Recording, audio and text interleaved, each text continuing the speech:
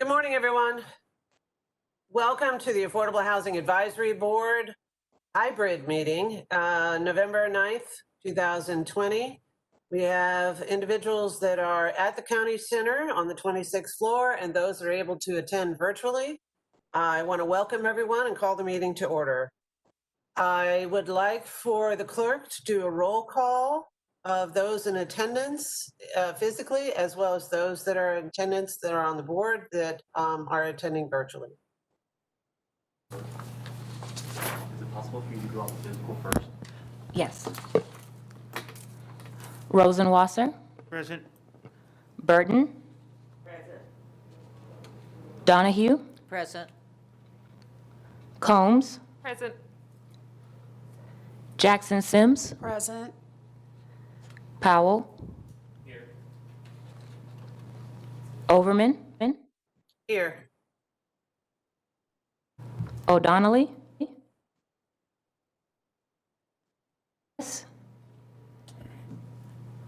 Strom.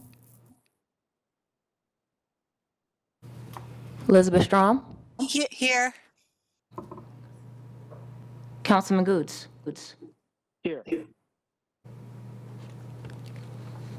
Okay, and we did meet our in-person quorum.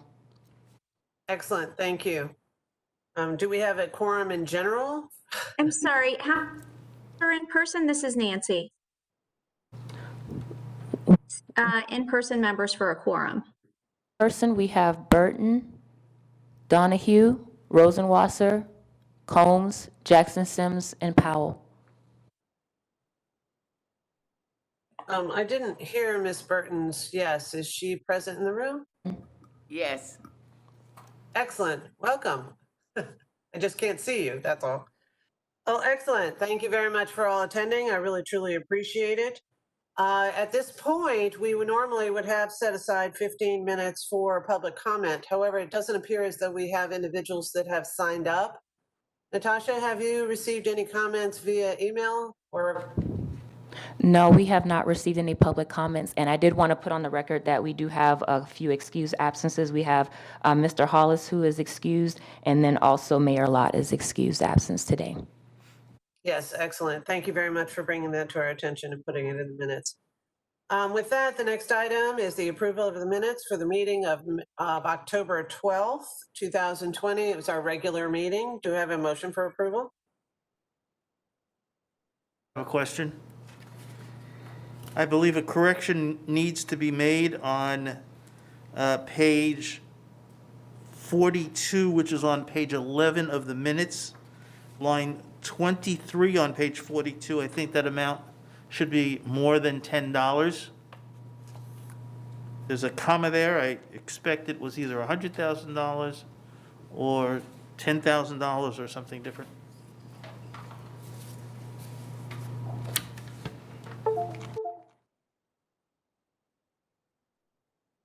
I do not have the data to confirm that. Does someone know exactly what the?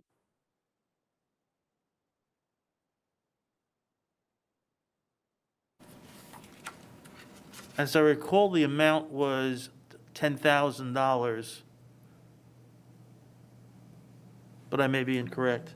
But it's certainly not $10. Well, it wouldn't be hefty. Yeah. $10 is normally not considered hefty. And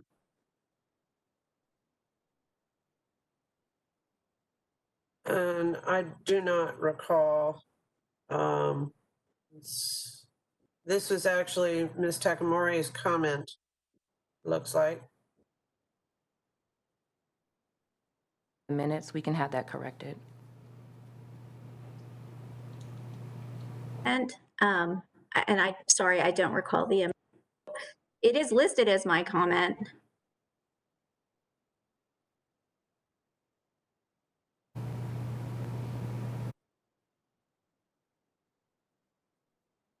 Commissioner, we can have discussion with the company that does the scribing to review this. And we would like to recommend that we put off actual approval of the minutes until our next meeting time. I agree. Actually, I read this incorrectly. It was actually Mr. Powell's comment, and he's not here today in order to verify what exactly he remembers saying. So I do think that it would be wise to defer the approval of the minutes at this point until we were able to get this issue resolved. But thank you for bringing that to our attention, that may need to be corrected. Are there any other recommended changes or note items that might need correcting if we're going to go through that exercise? Madam Chair, correction to the minutes, my last name has one M in it. 1M Sims. Is that corrected as well? Any other corrections to offer? Note that Mr. Powell is present in the room. Thank you. Mr. Powell, do you have any input as to that minute revision or correction? Said at the last meeting, like a $10,000 fine, because we were discussing the folks that were illegally, or in my opinion, illegally moved out, and we were looking for, or I was looking for, some sort of ordinance to establish some sort of fine, to try to thwart that from happening in the future. So that should read 10,000. Ms. Rosenwasser is correct. We're missing a zero there. So given that we do have a quorum, and given that we do have verification of the correction, both of them, I would, or a motion to approve with the changes? Second. Motion by member Rosenwasser and a second by, I have trouble hearing who that was. Jackson Sims. Thank you, Ms. Jackson Sims. I appreciate that. And a second by Ms. Jackson Sims. Please take a roll call vote. Rosenwasser, Approved. Burton, Yes. Donahue, Yes. Powell, Yes. Combs, Yes.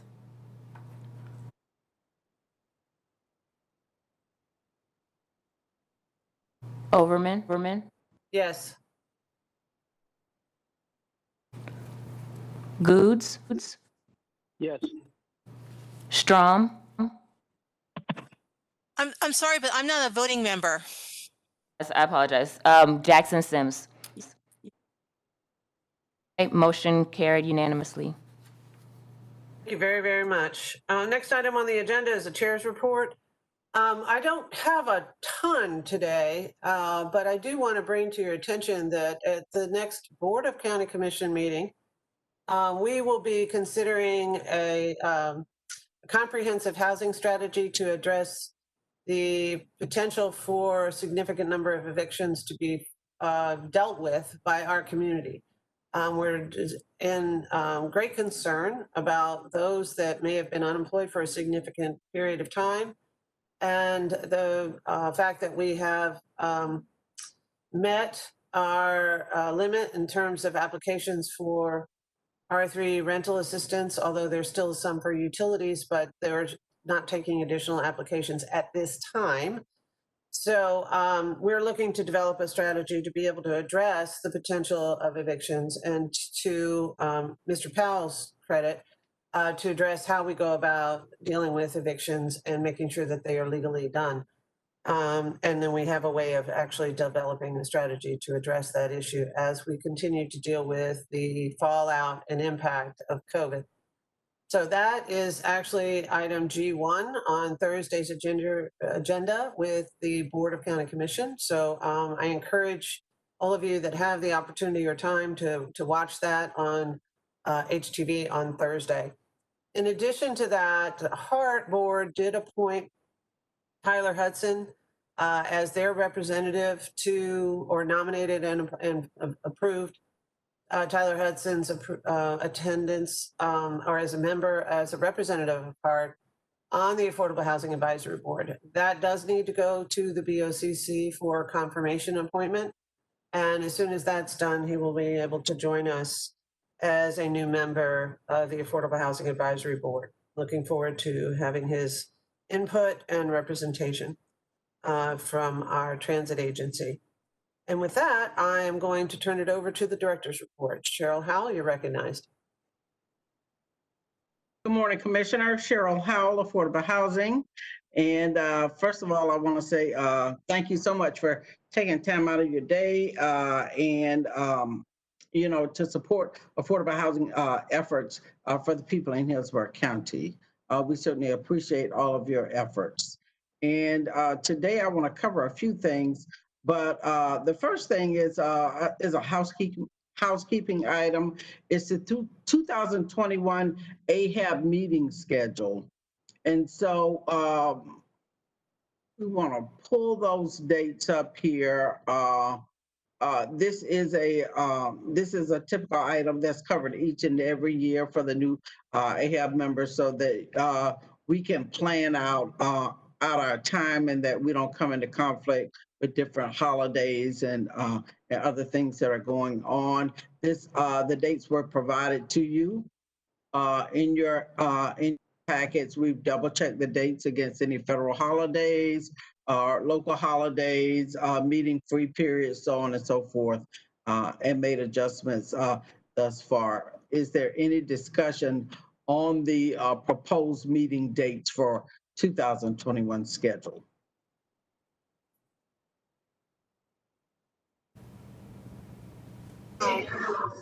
I'd like to entertain a motion to approve the 2021 meeting dates.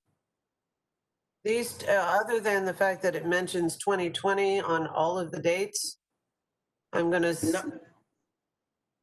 Not on the no. Those were the ones that were approved last time. Those are always listed, but in your backup items, the proposed meeting date times are listed, and they are all outlined for 2021. Oh, I'm sorry. You have 3. If you look in your packet, they're bookmarked.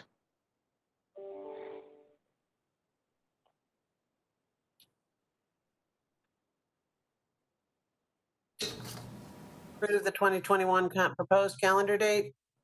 So moved. Motion by Commissioner Councilman Goods.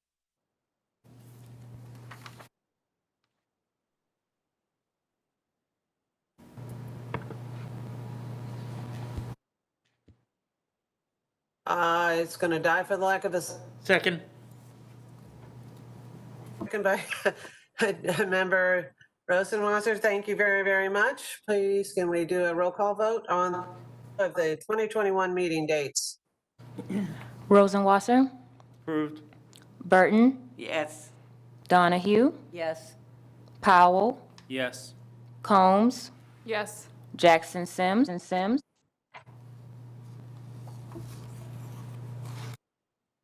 Goods, Yes. Overman. Yes, Motion carried unanimously. excellent. Thank you very much. Ms. Howell, you're recognized for incentive review. Okay, great. And so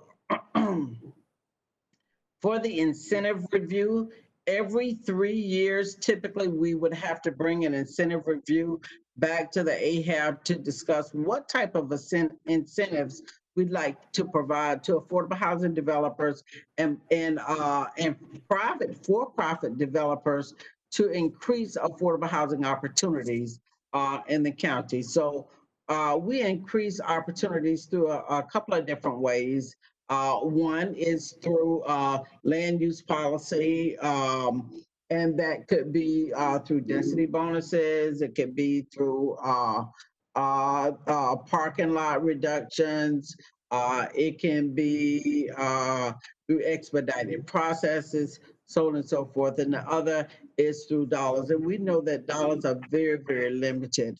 And we know that we want our communities to grow responsibly as well, but we review these typically every 3 years. This particular board is mandated through the Florida Housing Finance Corporation. And so they've made some changes this past year And what they like us to do now is to review these items every year, not just every 3 years, and make adjustments where we can. Because what we realize is that things are moving at a very fast pace now. And so if we can make even small adjustments in how we do business, we can garner greater units of affordable housing for people who desperately need it. The reason it's on the agenda today is not necessarily to take any action, but really to put this item on your radar so that we can begin to discuss next month what kind of changes we'd like. And as a follow-up, what I like to do is send out our current incentive reviews so that you can review those and see if there are any changes or suggestions that and relevant input that you would have for our next meeting. Thank you, Ms. Houghton. I appreciate you bringing that forward. One of the things I'm very proud of is our goal and desire to create greater transparency when we are either going through an RFP process or we're looking at projects that we want to work with. That assists not only our county staff and our board in making approvals of various different items, but it also assists our partners in the mission for creating affordable housing to know exactly how they can best position their role in creating affordable housing that meets not only our affordable housing goals, but also our growth goals. So are there any items, anyone on the board currently that would like to make sure that what's brought back next month includes something that's important to their perspective as it comes to incentives?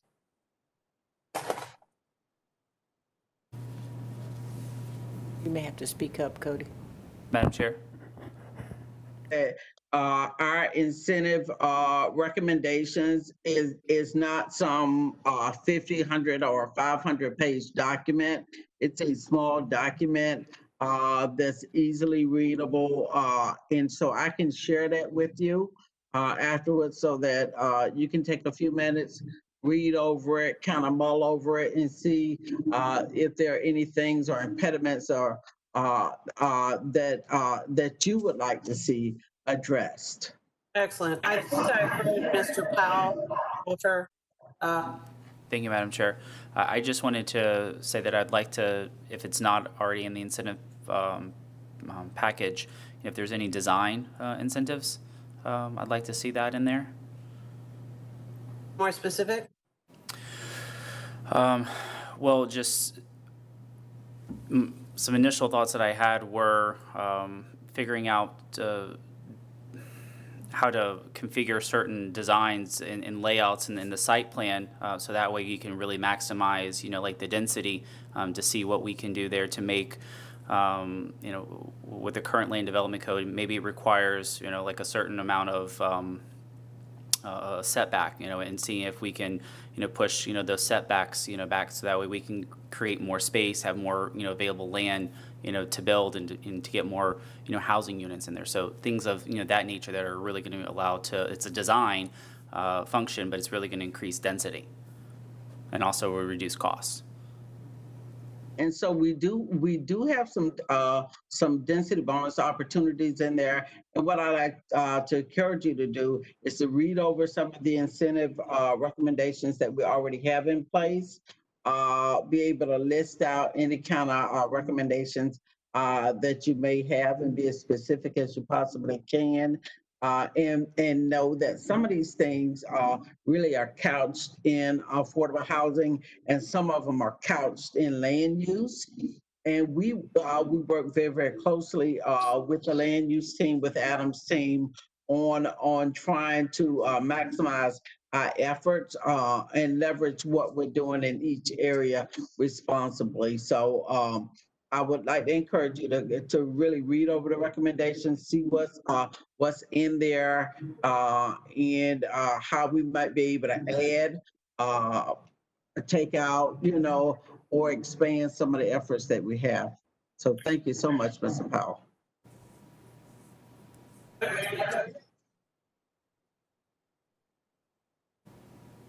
To offer a couple of items that I have on my, wish list. And it may not necessarily be in the full application process, but in the process that we go through on incentives as well as RFP granting does include a ranking of things that can be offered that can create opportunities for not only quality of life, but also maximizing the number of units. But I do think it's also important to consider things such as being close to transit, which I think is already part of that.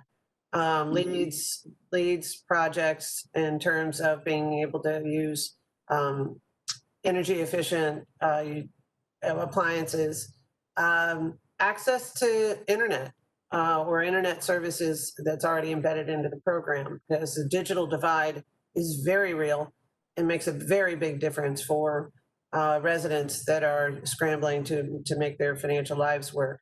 And in this world, to stay competitive, having access to internet, whether it be in the actual units or on site in a community setting, I think is a great value and adds value to the project in terms of managing it. I'm a big proponent of mixed use projects. Partnering with either community services agencies, resources, adding things like common space for childcare, things like that, are great amenities that are within a project that actually adds value and makes life much more affordable when it's close by. So any of those kinds of elements that could be included in our ranking process when looking at a project, I think would bring big value to what we're able to offer our citizens as we expand affordable housing. And I'll stop there. Great. Ms. Howe? Any other comments? Move right along to the recently approved agenda items. Our staff has been very, very busy. We have a number of different grants that we have assumed in this process and just churning out agreements. We had some land use restriction agreements that we processed this time with some release of mortgages. We have some other projects that came up. We had the modification for the state funding that has come up. And so as our R3 program is coming to an end and our residents are still in need and still in this transit kind of crisis period, one of the things that affordable housing has been able to do is to contract with a nonprofit to be able to offer some additional rental and mortgage assistance. And so we're looking at hopefully that carrying us to the end of the year, and we'll make some greater adjustments around January time, December, January time. And so I'm proud to announce that. So we move forward on that. We have some other items that were brought to the board or will be coming to the board this November. I want to say we have the acquisition of the motel that's going to be coming up as well. We have the Kelsey Cove Apartments, and I'm also proud to announce that a Blue Sky and MetMen are finishing up the 112 unit apartments out in Sable Place, or Sable Park is the original complex. And so I am proud to announce that that is gonna be completed here real soon. And so we will have some additional units ready. And you have the remainder of the items in your agenda packet. Excellent, thank you. Okay, I'd like to move on to the services report. Right now, we have a kind of special, a special team set up You may want to raise your hand, sir. crisis DEO projects that we have coming on board. We have our planning team, our fiscal team, our compliance team, and then we have our contracts manager team. And I can tell you that everybody has been very, very busy. We finished up a project just recently, and you'll see this project in our affordable housing newsletter that we did in partnership with Tampa Housing Authority. And so it's a beautiful project, and we encourage you to read the newsletter and see what we've been up to. So we're doing things in multifamily, but also in our single family sector as well. There's still a need, and we are pushing for rehab and improvements in people's homes for quality of living issues, and to extend their life, their time in their homes as well. So preservation is a key part of what we're doing in affordable housing. And so please read the newsletter and just know, the staff is all hands on deck all the time. We are partially activated for EOC. And so I want to say we don't have all of our staff on as we usually do. But I can assure you that they are probably somewhere watching. Without a doubt, without a doubt. And with that in mind, I'd like to encourage everyone to be safe this week. EOC is busy with COVID, but it's also now very busy with preparing for Tropical Storm Eta, which is likely to be a windy soaker. So please use some caution this week. Did you have something on the federal and state and local grants update, or additional from the local housing services? No, we have no updates at this particular time from the federal or the state government. So we're hoping around January that we will have some updates on especially any federal grants that might be coming our way. Excellent, excellent. The next item is future business items. And so I'll entertain any conversation or input from our members.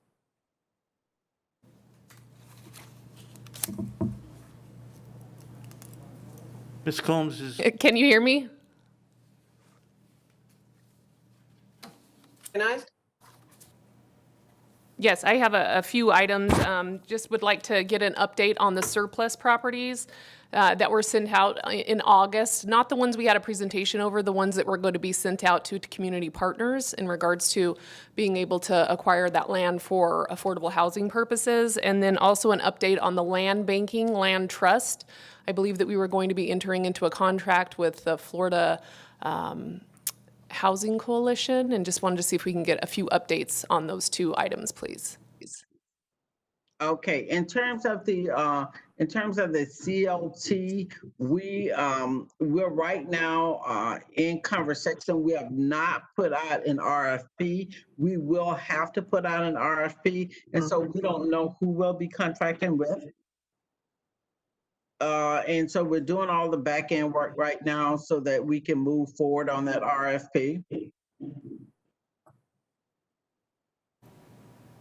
Tied to all of the surplus land that we have. I've met with real estate, assuring them that we need to, we're working through the process with the AHAB board on these properties. But I am not quite clear on the surplus lands that you're referencing outside of the list of properties. It was an email that was sent out on August 10th. It was my understanding that those were properties that were going to be sent out through an RFP process, and then I believe a month later we went through additional properties that we had that weren't on that original list that were going to be used for the land trust. So it was my understanding that there were two separate pots of land. One that was going to be sent out through an RFP to community partners to be able to use that for affordable housing purposes. And then the second was going to be used under the land trust, land banking program that was going to be established. Right, we didn't make them, we didn't move forward on the list of properties that we currently have in our coffer, Sarah, because my thought was that if we were creating a CLT, that we would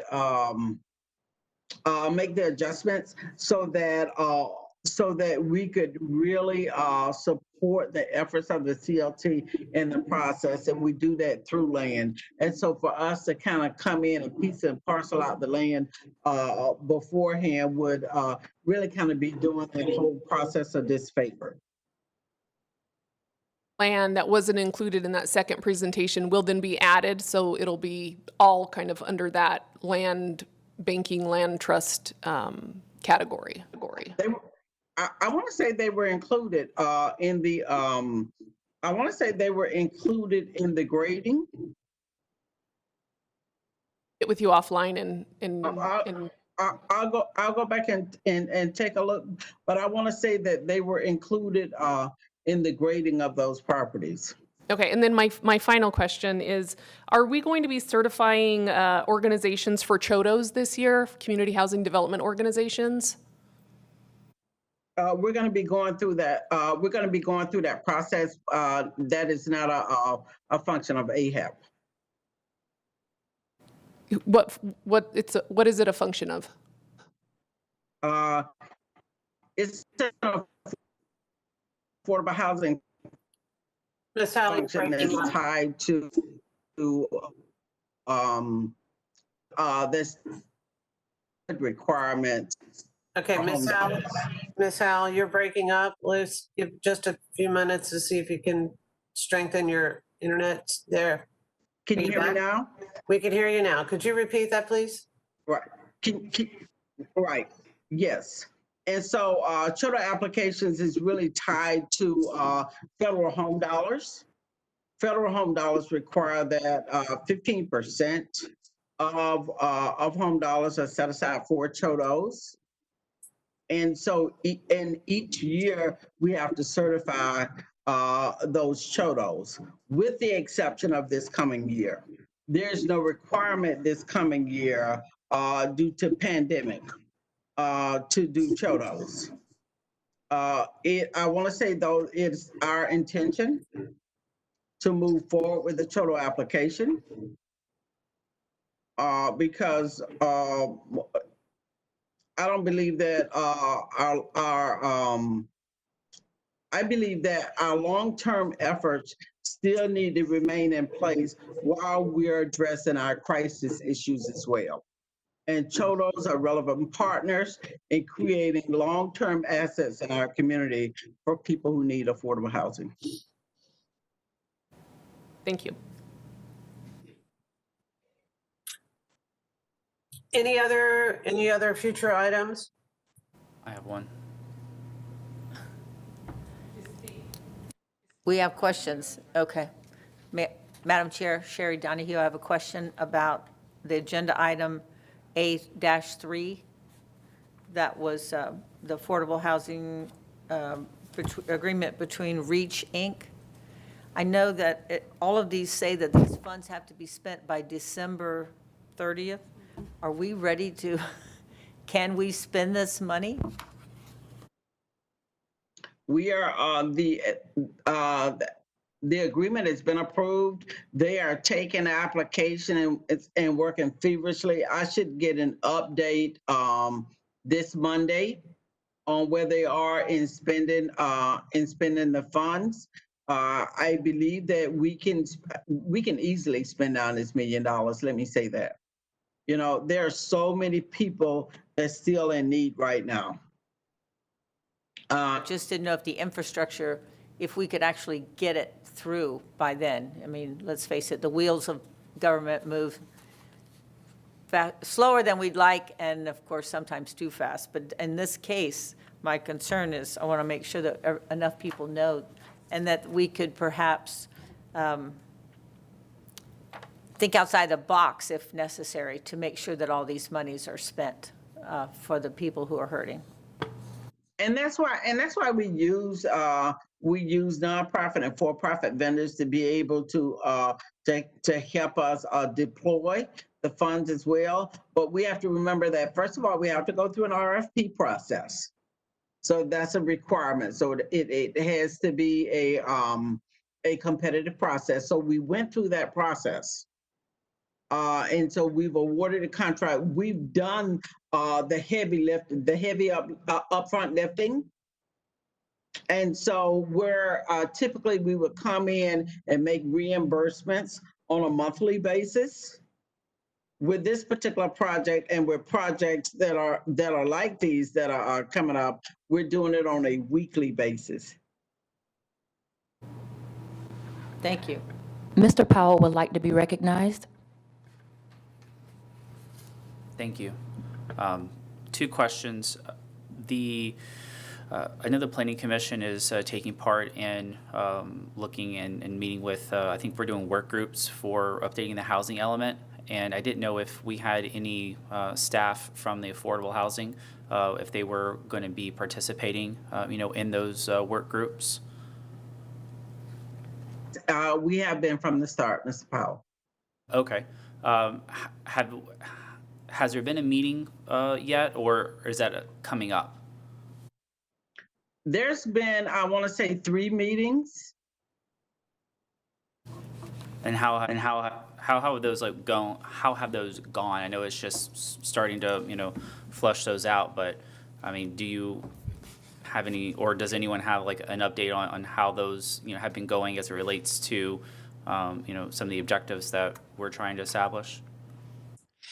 I want to say that it's going pretty good. A lot of the effort has been on density bonuses. Some has been on the verbiage, using consistent verbiage while we're adding context to what we're trying to do. So we want to speak the same language. A lot of effort has gone to responsible growth. In any type of incentives, more specifically density bonuses. Can I say something? Because I believe that's a task force I'm on, Cheryl, that where Trinity is involved. So we've had several meetings. They're extremely well organized. We're going through a list of different issues regarding the element. We will be talking about density bonuses, inclusionary zoning, some other things. But what we've done so far is looking at some more specific kinds of issues, like housing for people with disabilities. I know we've changed the language from special needs to use different sorts of language. We've looked at farm worker housing. And so it's sort of looking at some very specific populations. And I think the coming up topics will be more broadly around issues like density bonuses and other kinds of incentives. Ms. Strom, can I ask that you be added to the agenda at the next meeting to give us a report on the progress of the work groups, please? Yeah, there you go. Do that. That would be excellent. Those are all key issues to what we're addressing when it comes to planning for the community land trust, as well as managing the surplus lands, as well as many of the issues that are discussed in land use issues and our growth planning for the entire region. So I would very much look forward to getting a synopsis of those conversations. And I'd be happy to report. I would say that for a really thorough report, some of the staff that's organizing it from the Planning Commission is maybe better. I mean, I'm just sort of listening to their presentations and sharing my views, but there's just a ton of detail that they're bringing up. So it sort of depends whether you want more of a very broad brush kind of overview, which I can give, or if you want people to be able to answer more specific questions, I would urge you to invite, I think it's Marian Abramson from the Planning Commission who is heading this. excellent. So maybe we'll just make sure that we have it on the agenda for next month, and we can select the presenters and make sure that they're aware that we're looking forward to hearing a progress report. So thank you very much, Ms. Strom. I appreciate it. Any other new business? Sorry, I had my second question. I hadn't had a chance, but I don't really understand how we our RFP process, through AHAB and through the county. I don't know if that's something that can be explained really quickly, or if there's some sort of guidelines or literature that I could, be pointed to. I don't understand that process, and I'd like to understand it. So can someone maybe send me some information or, tell me how that goes? What I can do is I can have our procurement department reach out to you and speak to you specifically and share that process, because our procurement department handles all of the RFPs that come out through affordable housing. So none of that is done internally.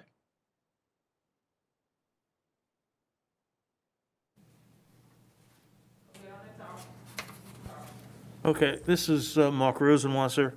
I have two questions. First, a comment to Commissioner Overman.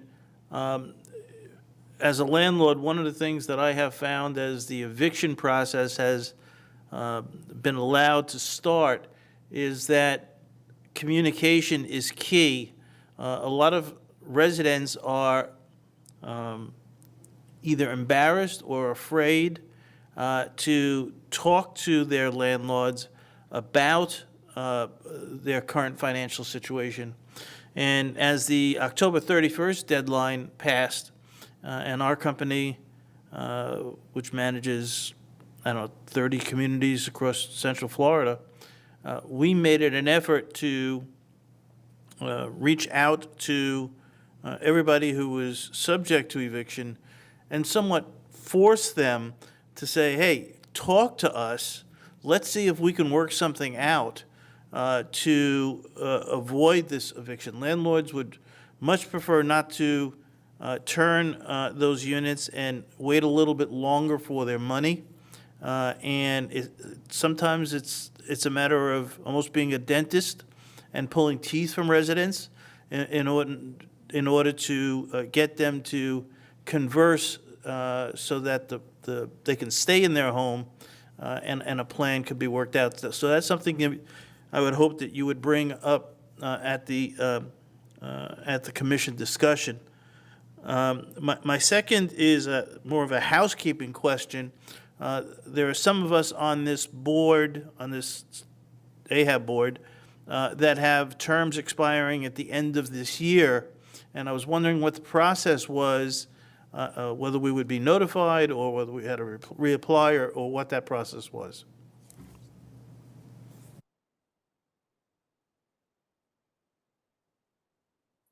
I'm going to ask Ms. Takamori to answer that question, if you don't mind, please. Yes, the clerk's office is generally in touch with members whose terms are expiring about the reappointment process. And I can get with her after the meeting to make sure that she does so on a timely basis for those whose terms are expiring soon.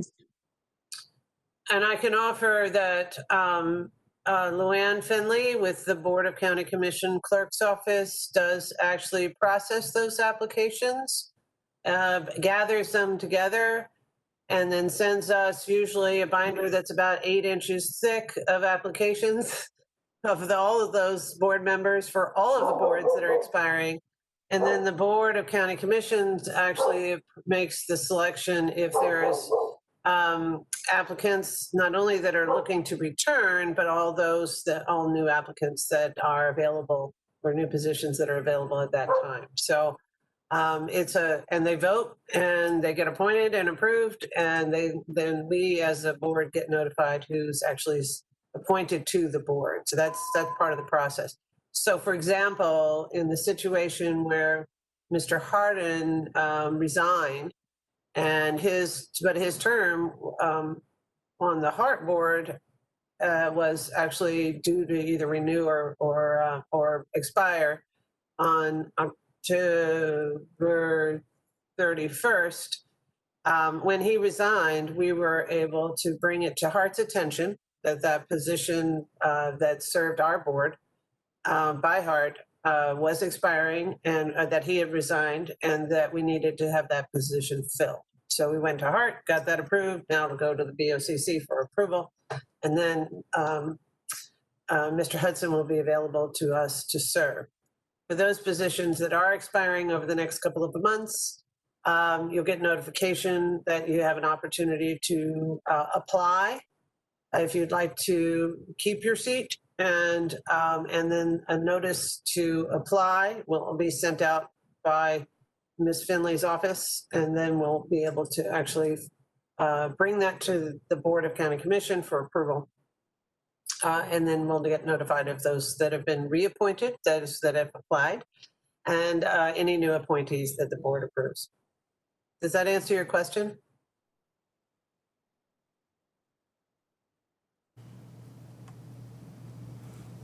Sir?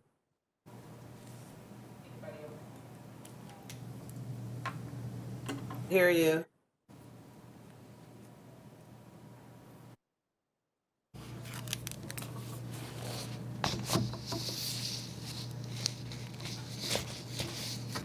I assume the answer was yes. You're hearing no feedback. Yes. Great, great. Were there any other future items that people, board members, wish to bring forward? Question about virtual and in-person meetings? Donahue? Go ahead. Are we required to have in-person as an option? I mean, as you can see there, Yeah. I'm sure it's very difficult for you as the chair. It doesn't flow like it normally does. So that's my question. Can we just do virtual until we are? To answer your question, Councilwoman Donahue, the governor decided to expire the waiver of an in-person quorum by all governmental meetings that require quorum for a vote. So as of October 31st, we were required to have, any government meetings were required to have an in-person quorum. Given the county's concern about COVID and the community spread, and in an effort to address the adjustments necessary to maintain safety in our in-person quorum meetings, the county has agreed to do both hybrid meetings, or do hybrid meetings where we have in-person quorums at the county site, and those that are not in a position or prefer not to be in a position of being indoors for an hour or more, depending on the length of the meeting, are able to attend virtually. Without that waiver by the governor, we're required to have in-person quorum meetings, and most government-related organizations are required to have in-person quorums. So we're making the best we can. This is our second week of trying to figure this out. It is clunky, but as many of you know, the first month of having virtual meetings was pretty clunky, but we got pretty good at it. And so I think in time, it'll get a little smoother. But Please, I want to thank everybody who had to go to, it looks obvious, extreme measures to make these work. I just was not sure if the governor's ruling was in fact that way. So now that I know, I will do my best to give you a quorum. appreciate that. Thank you very much. And those of you that are able to attend, I really, truly appreciate your commitment to our efforts. And the only other item I wanted to bring to you is session will be opening soon. Legislative session opens and committee appointments are being made. We had an election and we don't have as many members on that were advocates for affordable housing, but we still have plenty of folks out there that are concerned about affordable housing, and we still need to make the case that Hillsborough County needs the Sadowski Housing Trust funds actually fully funded as much as possible. That's going to be very difficult in a 2021-22 budget. So all of your efforts to advocate on behalf of Hillsborough County to maintain the Sadowski Trust is critically important. In addition to that, many of our organizations, including the Board of County Commission, are developing their legislative platforms as we go into 2021. So we'll be able to bring you an update on that as it pertains to Hillsborough County. I just want to congratulate all those that were elected and that are returning to service in 2021. And if there's no other further comments, Madam Chair, spam. in light of the fact that legislative actions are beginning to move forward, I would ask that the staff bring back the list of items that we initially discussed in our last meeting on things that we can request from this board to go forward to the Board of County Commissioners for inclusion in the legislative packet. What an excellent idea. Thank you very much. And we'll add that to the agenda for December. Will that meet your request? Yes. Excellent, thank you. If I gain a little bit of clarity, Ms. Sims, and so you want a list of items for to be included in legislative packages for the state and federal government as it pertains to housing? Correct. We discussed the fact that we have lobbyists that work for the county, and that now was the time for us to begin looking at things both at the state and federal level on changes that we would ask for in order to encourage further development of low and moderate income housing.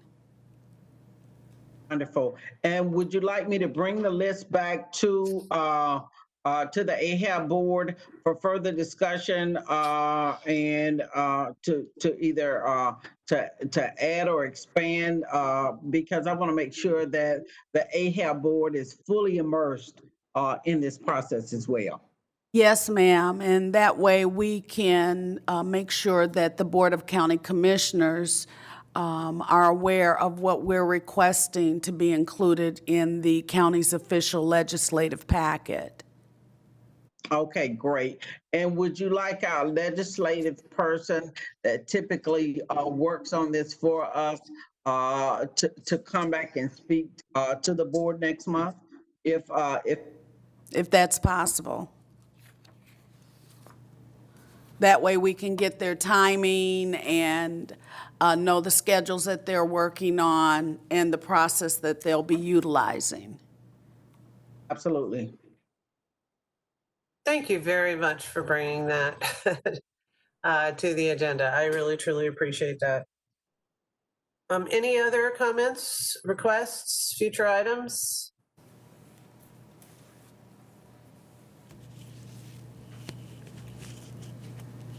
There's nothing in the boardroom? No one making comment in the boardroom? We have no comments in the boardroom. Okay, seeing none, I'll entertain a motion to adjourn. So moved. I have a motion by Councilman Goods, second. Do I have a second?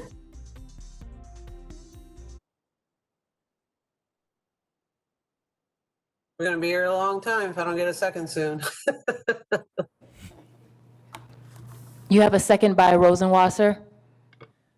Raising his hand. Thank you so very much. Okay, so we have a second. Please take a roll call vote and we will be adjourned. Rosenwasser. Approved. Burton. Yes. Donahue. Yes. Powell. Yes. Combs. Yes. Jackson Sims. Yes. Overman. Thank you. Yes.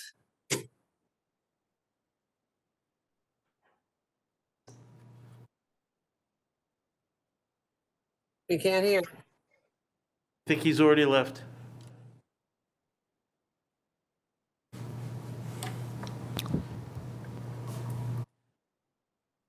But we do have enough people to approve the motion. Okay, great. Everyone have a safe thanks. Thank you. Yes. Okay. That was Councilman Goods. He's there. All right. Thank you, everyone. Have a wonderful holiday season. Please keep your social distancing, keep your families safe, and we'll see you in December. Thank you so much for being here today. Happy Thanksgiving. Bye. I appreciate you. Thank you.